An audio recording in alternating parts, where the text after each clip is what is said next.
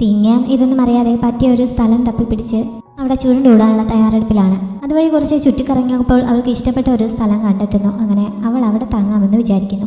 Master അവളെ ഇങ്ങോട്ട് പറഞ്ഞയക്കുന്നതിന് മുമ്പ് അവൾക്ക് ചെറിയൊരു പൗച്ച് നൽകിയിരുന്നു. അതൊരു മാതൃക പൗച്ചാണ്. അതിനുള്ളിൽ ഒരുപാട് സാധനങ്ങൾ സ്റ്റോർ ചെയ്ത് വെക്കാൻ സാധിക്കും. അങ്ങനെ അതിലുണ്ടായിരുന്ന സാധനങ്ങളൊക്കെ അവൾ പുറത്തെടുക്കുന്നു.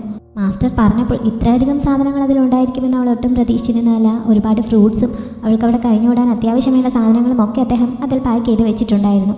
അവിടെ ഇരുന്ന് അവൾ അതൊക്കെ കഴിക്കാൻ തുടങ്ങുന്നു. ഒരു കണ്ണാടിയും അവൾ കൊണ്ടുവന്ന സാധനങ്ങളുടെ കൂട്ടത്തിലുണ്ടായിരുന്നു. കണ്ണാടിയിൽ നോക്കിയപ്പോഴാണ് മുഖത്തൊക്കെ പറ്റിയിരിക്കുന്ന രക്തം അവൾ കണ്ടത്. നേരത്തെ സിമാജിയാവോ അവളുടെ മുഖത്ത് പിടിച്ചപ്പോൾ പറ്റിയതായിരുന്നു അത്. എന്തായാലും അവൻ്റെ കയ്യിൽ നിന്ന് ജീവനോടെ രക്ഷപ്പെടാൻ സാധിച്ചത് തന്നെ വലിയ ഭാഗ്യമെന്ന് കരുതി അവൾ ആശ്വസിക്കുന്നു. ഡ്രസ്സൊക്കെ ചേഞ്ച് ചെയ്ത ശേഷം നനച്ചിരിക്കാതെ വീണിട്ട് ഈ വെക്കേഷൻ ശരിക്കും എൻജോയ് ചെയ്ത് റെസ്റ്റ് എടുക്കാൻ തന്നെ അവൾ തീരുമാനിക്കുന്നുണ്ട്. സിമാജിയാവോ അവിടേക്ക് വന്ന സമയത്ത് അവൾ കണ്ണിലൊരു ഇലയൊക്കെ വെച്ച് മറിച്ചുകൊണ്ട് സുഖമായിരുന്നു ഉറങ്ങുകയാണ്. സ്നേക്കും അവൻ്റെ ഒപ്പമുണ്ട്. അവൾ ഉറക്കം നടിച്ചിരിക്കുകയാണോ അതോ ശരിക്കും ഉറങ്ങുകയാണോ എന്നൊന്ന് അവൻ ടെസ്റ്റ് ചെയ്ത് നോക്കുന്നുണ്ട്. ശരിക്കും ഉറങ്ങുകയാണെന്ന് മനസ്സിലായപ്പോൾ ഇവിടെ വന്നിട്ട് ഇങ്ങനെ ഇത്ര റിലാക്സ് ചെയ്ത് ഉറങ്ങാൻ അവൾക്ക് അങ്ങനെ സാധിക്കുന്നുവെന്ന് അവൻ സംശയിക്കുന്നു. സ്നേക്ക് ഈ സമയമൊക്കെ അവിടെ ഒരു മുളം കുപ്പിയിൽ ഉണ്ടാക്കി വെച്ചിരുന്ന എന്തോ ഒരു ഡ്രിങ്ക് കുടിക്കാനായി കൊതിയോടെ അതിൻ്റെ അടുത്ത് ചെന്ന് നിൽക്കുന്നുണ്ട്. പക്ഷേ അവൻ അതിന് സമ്മതിക്കുന്നില്ല. മാത്രമല്ല തൻ്റെ സ്പിരിറ്റ് ഫയർ നേരത്തെ ആക്ടിവേറ്റ് ആയത് ഇവൾ കാരണമാണോ എന്ന സംശയവും സിമാജിയായിക്ക് ഇപ്പോഴുമുണ്ട്. എന്തായാലും ഇങ്ങനൊരു സംശയം വെച്ചോണ്ടിരിക്കേണ്ട, ഇപ്പോൾ തന്നെ അവളെ കൊന്നു കളയാമെന്ന് അവൻ വിചാരിക്കുന്നു. അതിനവൻ തയ്യാറെടുത്തതുമാണ്. പക്ഷേ അവസാന നിമിഷം വേണ്ടെന്ന് വയ്ക്കുന്നു. ശരിക്കും അവളുടെ ഉദ്ദേശം എന്താണെന്ന് അറിയാമെന്ന് തന്നെ അവൻ വിചാരിച്ച് പിന്മാറുന്നുണ്ട്.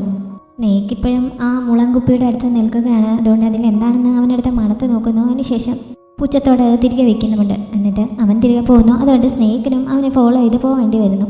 തിങ്ങാൻ ഇതൊന്നും അറിയാതെ നല്ല ഉറക്കത്തിലാണ്. നേരം ഇരുട്ടിയപ്പോഴാണ് അലാറം ഇതുവരെ അടിക്കാതിരുന്നത് എന്താണെന്ന് ചോദിച്ചുകൊണ്ട് അവൾ ഞെട്ടി ഉണർന്നത്. പിന്നെയാണ് അവൾക്ക് സ്ഥലകാലബോധമൊക്കെ വരുന്നത്. അതിനുശേഷം അവൾ എഴുന്നേറ്റ് അവിടെയുള്ള സിറ്റൗട്ട് പോലെയുള്ള സ്ഥലത്തേക്ക് ചെല്ലുന്നു. അപ്പോൾ അതിന് ചുറ്റുമായിട്ട് കുറേ പ്രത്യേകതരം പൂക്കൾ വിരിഞ്ഞ് നിൽക്കുന്ന അവൾ കാണുന്നുണ്ട്. അത് കണ്ടപ്പോൾ അവൾക്ക് നല്ല ഭംഗിയുള്ളതായി തോന്നുന്നു. അങ്ങനെ അവൾ അവിടെ നിന്ന് അത് ആസ്വദിക്കുന്ന സമയത്താണ് വേറൊരു പെൺകുട്ടി കുറച്ചപ്പുറത്തായി വന്ന് ആ പൂക്കളിൽ ഒരെണ്ണം എടുത്ത് മണപ്പിച്ചത്. തിങ്ങാൻ ഇതൊക്കെ നോക്കിക്കൊണ്ട് നിൽക്കുകയാണല്ലോ. ആ പെൺകുട്ടിയുടെ പുറയിലൂടെ സിമാജിയാവോ വരുന്നത് കണ്ട് അവൾ വേഗം ഒളിച്ചു നിൽക്കുന്നു. ആ പെൺകുട്ടി ഇതൊന്നും അറിയാതെ പൂവ് മണപ്പിച്ചുകൊണ്ട് നിൽക്കുകയാണ്. പെട്ടെന്നാണ് ആ പൂവിൽ നിന്ന് എന്തോ ഒരു എനർജി അവളുടെ ഉള്ളിലേക്ക് കയറിയിട്ട് അവൾ മരിച്ചു വീണത്. തിങ്ങാൻ എത്തി നോക്കി ഇതൊക്കെ കാണുന്നുണ്ടായിരുന്നു. സിമാജിയാവോ അവിടേക്ക് വന്ന് ആ പെൺകുട്ടിയുടെ ശരീരം എങ്ങോട്ടോ അപ്രത്യക്ഷമാക്കുന്നു. അതിനുശേഷം തിങ്ങാൻ നിൽക്കുന്ന ഭാഗത്തേക്ക് നോക്കുന്നു. അവൻ നോക്കുന്നത് കണ്ട് അവൾ വേഗം വീണ്ടും ഒളിക്കുന്നുണ്ട്. പക്ഷേ അവൻ പെട്ടെന്ന് തന്നെ അവളുടെ അടുത്തേക്ക് വന്ന് അവളുടെ കഴുത്തിന് കുത്തിപ്പിടിക്കുന്നു. അവൻ്റെ അടുത്തേക്ക് അയച്ച പെൺകുട്ടികളുടെയൊക്കെ സ്പിരിറ്റ് ലാമ്പ് സൂക്ഷിച്ചിരിക്കുന്ന സ്ഥലത്ത് പാലസിലെ ആൾക്കാർ എപ്പോഴും വാച്ച് ചെയ്യുന്നുണ്ടായിരുന്നു. അങ്ങനെ ഈ പെൺകുട്ടിയുടെ സ്പിരിറ്റ് ലാമ്പാണ് എന്നതും അവർ കാണുന്നു. എന്തോ ഒരു മന്ത്രശക്തി ഉപയോഗിച്ച് ആ പെൺകുട്ടിയുടെ സോളിനെ അവർ അവസാനമായി ഒന്ന് സമൺ ചെയ്യുന്നുണ്ട്. അവൾ മരിച്ചുവെന്ന് അപ്പോഴാണ് ആ പെൺകുട്ടി അറിയുന്നത്. തന്നെ ആരും കൊന്നതല്ല, ഒരു പൂവ് മണപ്പിച്ചപ്പോൾ മയങ്ങി വീണതാണ് എന്ന് അവൾ പറയുന്നു. അവളുടെ പാലസ് ഹെഡായിട്ടുള്ള മാസ്റ്റർക്ക് അവളെ വിട്ടയക്കാൻ അധികം മനസ്സുണ്ടായിരുന്നില്ല. പക്ഷേ ഇങ്ങനെ മരിക്കുന്ന പെൺകുട്ടികൾക്ക് ഒരിക്കൽ കൂടി പുനർജന്മം എടുക്കാനുള്ള ചാൻസ് ഉള്ളതുകൊണ്ട് അവളുടെ സമയം നഷ്ടപ്പെടുത്താതെ എത്രയും പെട്ടെന്ന് അവളെ വിട്ടയക്കാൻ പാലസ് ഹെഡായ ഷീ പറഞ്ഞപ്പോൾ അവർ അവളുടെ സോളിനെ വിട്ടയക്കുന്നു. 8 പാലസുകളുടെയും ഹെഡ്സ് അവിടെ നിൽപ്പുണ്ട്. അവരുടെയൊക്കെ വിചാരം സിമാജിയാവോ ആണ് ഈ പെണ്ണിൻ്റെയും മരണത്തിന് കാരണമെന്നാണ്. തങ്ങൾ ഇങ്ങനെ അയക്കുന്ന പെൺകുട്ടികളുടെ ജീവൻ അവന് ഒട്ടും വില കൽപ്പിക്കാത്തതിനാൽ ഒരു പാലസ് ഹെഡ് പരാതി പറഞ്ഞപ്പോൾ നമ്മുടെയൊക്കെ അച്ഛന്മാരും അമ്മമാരുമൊക്കെ അവനോട് ചെയ്തത് വെച്ച് അവൻ നമ്മളോട് തിരിച്ചിങ്ങനെ ചെയ്യുന്നതിൽ ഒട്ടും അത്ഭുതപ്പെടാനില്ല. അതിന് കാരണം സിമാജിയാവോ ഇങ്ങനെ സ്പിരിറ്റ് ഫയറിൻ്റെ ടോർച്ചറിങ് കാരണം അസഹനീയമായ വേദന അനുഭവിക്കുന്ന സമയത്ത് പോലും ഇവരുടെ പൂർവികർ അവൻ്റെ ബ്ലഡ് അവൻ്റെ ശരീരത്തിൽ നിന്ന് ഊറ്റിയെടുത്തുകൊണ്ട് വന്ന് അതിവേറെ ശക്തി കൂട്ടാനായി കുടിക്കുകയും മറ്റും ചെയ്തിട്ടുണ്ടായിരുന്നു. അതും പോരാഞ്ഞിട്ടാണ് 500 വർഷങ്ങളായി അവനെ ഇങ്ങനെ തടവിൽ വെച്ചിരിക്കുന്നത്. അപ്പോൾ പിന്നെ അവൻ തങ്ങളോട് ദേഷ്യപ്പെടുന്നതിൽ അത്ഭുതപ്പെടാനില്ലല്ലോ. അവനെങ്ങാനും അവിടെ നിന്ന് രക്ഷപ്പെട്ട് വന്നു കഴിഞ്ഞാൽ പിന്നെ തങ്ങൾ ആരും ജീവനോടെ ബാക്കിയുണ്ടാവില്ല. അങ്ങനെ എന്തെങ്കിലും സംഭവിക്കുന്നതിന് മുമ്പ് തന്നെ അവനെ അങ്ങോട്ട് അറ്റാക്ക് ചെയ്യുന്നതായിരിക്കും നല്ലത് എന്ന് ഒരു പാലസ് ഹെഡ് ഓർമ്മിപ്പിക്കുന്നു. പക്ഷേ അവന് സ്പിരിറ്റ് ഫയറിൻ്റെ ശക്തി ഉള്ളതുകൊണ്ട് തന്നെ അവനെതിരെ നമ്മൾ ഫൈറ്റ് ചെയ്താൽ നമ്മളെല്ലാവരും മരിക്കും എന്നുള്ള കാര്യത്തിൽ ഒരു സംശയവുമില്ല. വെറുതെ മരണം ഇരന്ന് വാങ്ങാതിരിക്കുന്നതാണ് നല്ലത് എന്ന് ഷീ ഓർമ്മിപ്പിക്കുന്നു. സിമാജിയാവോ നേരത്തെ തിങ്ങാനെ കൊല്ലാനായി അവളുടെ കഴുത്തിന് കുത്തിപ്പിടിച്ചിരുന്നല്ലോ. പക്ഷേ എന്നെ കൊല്ലരുത്, ഞാൻ അബദ്ധത്തിൽ അങ്ങോട്ട് നോക്കിപ്പോയതാണ് എന്നൊക്കെ അവൾ പറഞ്ഞപ്പോൾ അവൻ അവളുടെ പിടി വിടുന്നു. എന്നിട്ട് ഒരു ട്രൂത്ത് സ്പെല്ല് അവളുടെ മേൽ പ്രയോഗിക്കുന്നുണ്ട്. ആ സ്പെല്ല് പ്രയോഗിച്ചു കഴിഞ്ഞാൽ പിന്നെ സത്യമല്ലാതെ മറ്റൊന്നും അവർക്ക് പറയാൻ കഴിയില്ല. അങ്ങനെ അവളുടെ ഉള്ളിൽ എന്തെങ്കിലും രഹസ്യങ്ങളുണ്ടോ എന്നറിയാൻ വേണ്ടിയിട്ട് എന്താണ് ശരിക്കും അവളുടെ ഉദ്ദേശം എന്നൊക്കെ അവൻ ചോദിച്ചറിയുന്നു. എനിക്ക് കിട്ടിയ വെക്കേഷൻ ശരിക്കും ആസ്വദിക്കാൻ വേണ്ടിയും റിലാക്സ് ചെയ്യാനും വേണ്ടി വന്നതാണ് എന്നാണ് അവൾ പറഞ്ഞത്. അത് കേട്ട് അവനൊന്ന് അത്ഭുതപ്പെടുന്നു. എനിക്കെന്നെ കൊല്ലാൻ താല്പര്യമില്ലേ എന്ന് അവൻ ചോദിക്കുന്നുണ്ട്. ഇല്ലെന്ന് അവൾ പറഞ്ഞപ്പോൾ എന്താണ് അതിന് കാരണമെന്ന് അന്വേഷിക്കുന്നു. എൻ്റെ കൾട്ടിവേഷൻ വളരെ മോശമാണ്. ഇങ്ങനൊരവസ്ഥയിൽ എന്തിനാണ് ഞാൻ വെറുതെ നിന്നെ കൊല്ലാൻ ആഗ്രഹിക്കുന്നത് എന്നവൾ ചോദിക്കുന്നു. അവന് അത്ര വിശ്വാസം വരുന്നില്ല. നീ പറയുന്നത് സത്യമാണോ എന്ന് ഒരിക്കൽ കൂടി ചോദിച്ചപ്പോൾ പിന്നെ അല്ലാതെ നിന്നോട് ഞാൻ എന്തിനാ കള്ളം പറയുന്നത് എന്നൊക്കെ അവൾ വളരെ കൂളായിട്ടുള്ള രീതിയിൽ മറുപടി നൽകുന്നു. പറഞ്ഞു കഴിഞ്ഞപ്പോൾ അവൾ വാ പൊത്തുന്നുണ്ട്. ഈ ട്രൂത്ത് സ്പെല്ല് കാരണം അവളുടെ മറുപടി അവൾക്ക് പോലും കൺട്രോൾ ചെയ്യാൻ പറ്റാത്ത അവസ്ഥയിലായിരുന്നു. ഇങ്ങനെ ധിക്കാരത്തോടെ മറുപടി പറഞ്ഞ കാരണം അവനിപ്പോൾ തന്നെ കൊല്ലുമോ എന്നവൾ പേടിച്ചാണ്. പക്ഷേ അവൻ അവളുടെ സ്പെല്ല് മാറ്റിയിട്ട് അവിടെ നിന്ന് പോകുന്നു. തിങ്ങാൻ ഇപ്പോൾ നടന്നത് വിശ്വസിക്കാൻ കഴിയാതെ ഇങ്ങനെ നിൽക്കുകയാണ്. 500 വർഷങ്ങളായിട്ട് ഈ കൊട്ടാരത്തിനുള്ളിൽ തന്നെ കഴിഞ്ഞുകൂടി ഇവനിനി വട്ടായതായിരിക്കുമോ?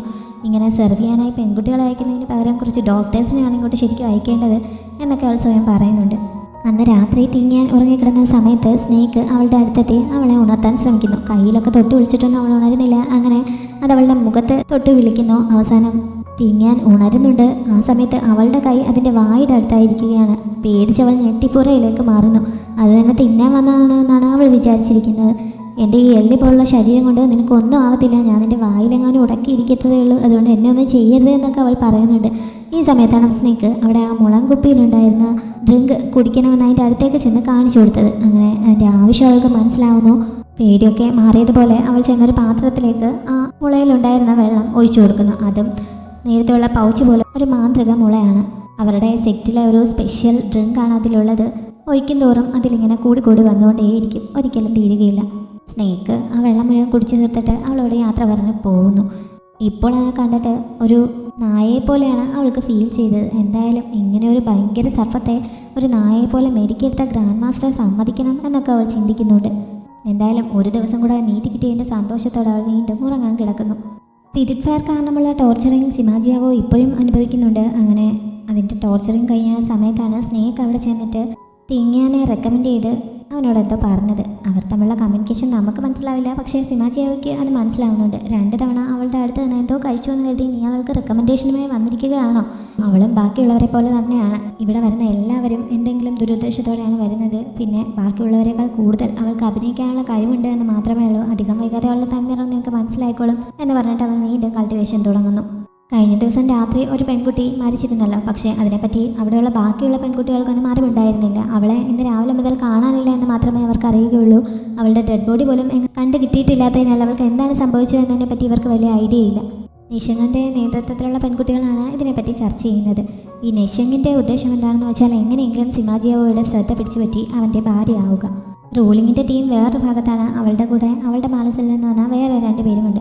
അവരുടെ ഉദ്ദേശം എങ്ങനെയെങ്കിലും സിമാജിയാവോയെ കൊല്ലുകയാണ്. റൂളിംഗ് അവരുടെ കൂട്ടത്തിലുള്ള ആളാണെങ്കിലും ബാക്കി 2 പേരും അവൾക്കത്ര വിലയൊന്നും നൽകുന്നില്ല. കാരണം ശരിക്കും അവൾ ആ പാലസിലെ ഒരു അംഗമല്ല.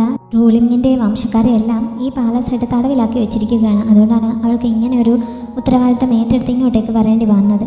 അന്ന് രാത്രി സ്നേക്ക് തന്നെ വന്ന് വിളിച്ച് ഉണർത്താതിരിക്കുന്നതിന് വേണ്ടി തിങ്ങാൻ ഒരു പാത്രം നിറയെ ആ മുളയിലെ വെള്ളം ഒഴിച്ചു വെച്ചിട്ടാണ് ഉറങ്ങാൻ കിടന്നത്. പക്ഷെ കിടന്ന് അധികം കഴിയുന്നതിന് മുമ്പ് തന്നെ അവൾക്ക് അസഹനീയമായ വയറുവേദന തുടങ്ങുന്നു. ആദ്യം ആ വയറുവേദന വന്നപ്പോൾ പീരിയഡ്സ് ആകുമ്പോൾ വരുന്നത് പോലെയുള്ള വേദനയാണ് അവൾക്ക് ഫീൽ ചെയ്തത്. ഇങ്ങനെ ഇമ്മോർട്ടൽസിനും ഇതൊക്കെ സംഭവിക്കുമോ എന്നറിയാതെ അവൾ അമ്പരക്കുന്നു.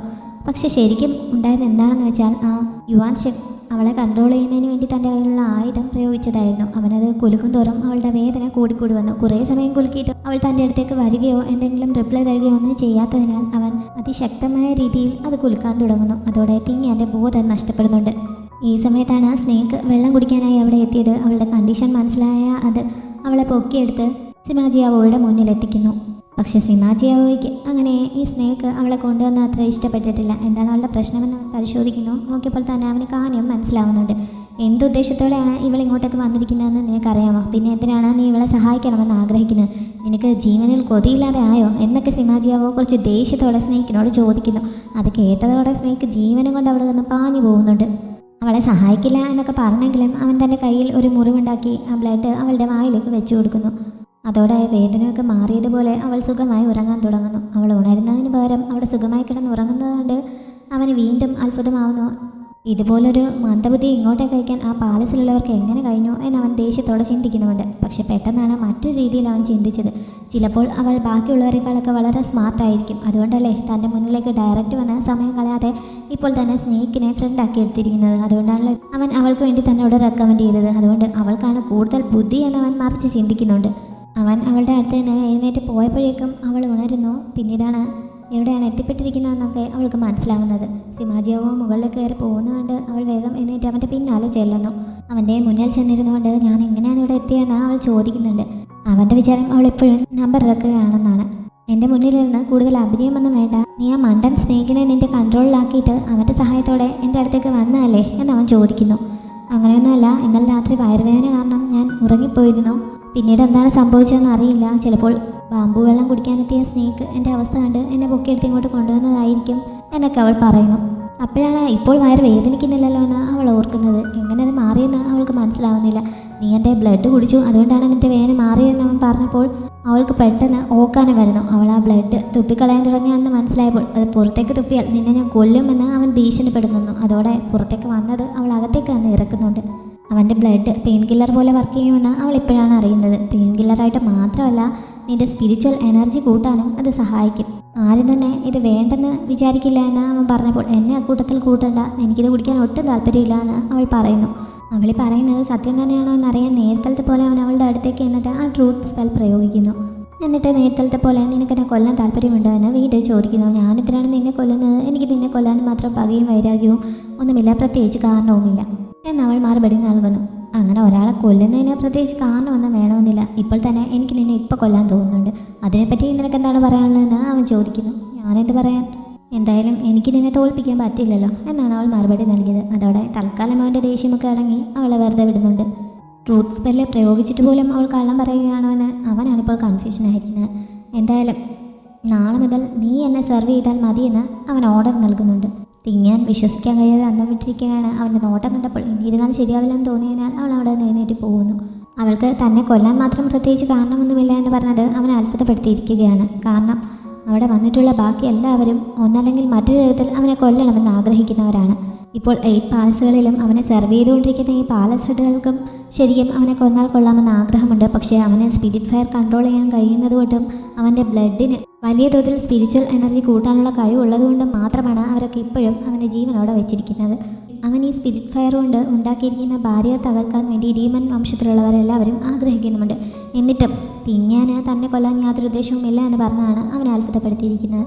എന്തായാലും ട്രൂത്ത് സ്പെൽ ഉപയോഗിക്കുമ്പോൾ കള്ളം പറയാൻ സാധിക്കില്ല. അപ്പോൾ പിന്നെ അവൾ പറയുന്നതൊക്കെ സത്യമാണെങ്കിൽ അവളെ തനിക്ക് ശരിക്കും ഉപയോഗിക്കാൻ പറ്റും എന്നൊരു ചിന്ത ഇപ്പോൾ അവനുണ്ടായിരിക്കുന്നു. എങ്ങനെയെങ്കിലും സിമാജിയാവോയുടെ ശ്രദ്ധ പിടിച്ചു പറ്റുന്നതിന് വേണ്ടി അടുത്ത ദിവസം രാവിലെ മുതൽ നിശങ്ങും വേറൊരു പെൺകുട്ടിയും അവൻ്റെ റൂമിന് മുന്നിൽ കുത്തിയിരിക്കുകയാണ്. അവരവിടെ ഇരിക്കാൻ തുടങ്ങിയിട്ട് മണിക്കൂറുകളായിരിക്കുന്നു. പക്ഷേ ഇതുവരെ സിമാജിയാവോ യാതൊരു റെസ്പോൺസും നൽകിയിട്ടില്ല. ഈ സമയത്താണ് തിങ്ങാൻ ഒരു ബാണ്ടക്കെട്ടുമായി അങ്ങോട്ടേക്ക് വന്നത്. അവളെ കണ്ടപ്പോൾ നിശൻ പുച്ഛത്തോടെ അവിടെ നിന്ന് പോകാനൊക്കെ പറയുന്നുണ്ട്. ഇവിടെ നിന്ന് പോകണമെന്ന് എനിക്ക് ആഗ്രഹമുണ്ട്, പക്ഷെ നടക്കില്ലല്ലോ എന്ന് പറഞ്ഞുകൊണ്ട് തിങ്ങാൻ വാതിലിൽ കൈവയ്ക്കുന്നു. ആ സമയത്ത് അവിടെ ഒരു ബാരിയർ ആക്ടിവേറ്റ് ആവുന്നു. എന്നോട് ഇങ്ങോട്ട് ജോലിക്ക് വരാൻ പറഞ്ഞിട്ട് എന്തിനാണ് ഇവിടെ ഇങ്ങനെ ഒരു ബാരിയർ ആക്ടിവേറ്റ് ചെയ്തിരിക്കുന്നതെന്ന് അവൾക്ക് മനസ്സിലാവുന്നില്ല. ഗ്രാൻഡ് മാസ്റ്ററുടെ ദേഷ്യത്തെക്കുറിച്ച് ഇവൾക്ക് സൂചന നൽകണോ, വേണമെങ്കിൽ ജീവനം കൊണ്ട് രക്ഷപ്പെട്ടോട്ടെ എന്നൊക്കെ മറ്റേ പെൺകുട്ടി നിശങ്ങിനോട് ചോദിക്കുന്നുണ്ടെങ്കിലും അവൾ നേരിട്ട് തന്നെ അനുഭവിക്കട്ടെ, എന്തിനാണ് അവളെ സഹായിക്കുന്നതെന്ന് ചോദിച്ച് നിശങ്ങിട്ടായിരിക്കുകയാണ്. തിങ്ങാൻ ഈ സമയത്ത് ഗ്രാൻഡ് മാസ്റ്റർ ഞാനിവിടെ എത്തിയിട്ടുണ്ട് എന്നവർക്ക് വിളിച്ച് പറയുന്നു. അങ്ങനെ അവൾ ആ ബാരിയറിനുള്ളിലൂടെ അകത്തേക്ക് പോകുന്നുണ്ട്. ഇതിത്ര സിമ്പിളായിരുന്നു എന്ന് നിശങ്ങിന് ഇപ്പോഴാണ് മനസ്സിലാവുന്നത്. തിങ്ങാൻ അകത്തേക്ക് പോയതുപോലെ തങ്ങൾക്ക് പോകാൻ കഴിയും എന്ന പ്രതീക്ഷയിൽ അവൾ ഓടിച്ചെന്ന് ആ വാതിൽ ഇങ്ങനെ മുട്ടി വിളിക്കുന്നു. പക്ഷേ അത് അവളെ പൊക്കിയെടുത്ത് ദൂരേക്ക് എറിയുന്നുണ്ട്. എന്തോ ശബ്ദം കേട്ട് തിരിഞ്ഞു നോക്കിയ തിങ്ങാൻ അവിടെ ആരെയും കാണാത്തതിനാൽ ഒന്ന് പേടിച്ച് വേഗം അകത്തേക്ക് ഓടുന്നുണ്ട്. കുറച്ച് മുന്നോട്ട് ചെന്നപ്പോൾ തന്നെ സിമാജിയാവോ അവിടെ നിൽപ്പുണ്ടായിരുന്നു. അവിടെ കയ്യിലുള്ള ബാണ്ടക്കെട്ടിൽ എന്താണെന്ന് അവൻ അന്വേഷിക്കുന്നു. നേരത്തെ ആ പൗച്ചിനുള്ളിൽ അവൾ കൊണ്ടുവന്ന അവളുടെ ഡെയിലി ആവശ്യമുള്ള സാധനങ്ങളൊക്കെയാണ്. അത് പൗച്ചിൽ നിന്ന് പുറത്തെടുക്കാൻ അവൾക്ക് അറിയാമായിരുന്നു. പക്ഷേ അതെങ്ങനെയാണ് തിരികെ സ്പിരിച്വൽ എനർജി ഉപയോഗിച്ച് അതിനുള്ളിൽ വെക്കേണ്ടതെന്ന് അവൾക്കറിയില്ല. അതുകൊണ്ടാണ് ഇങ്ങനെ കെട്ടും കെട്ടി കൊണ്ടുവന്നിരിക്കുന്നത്.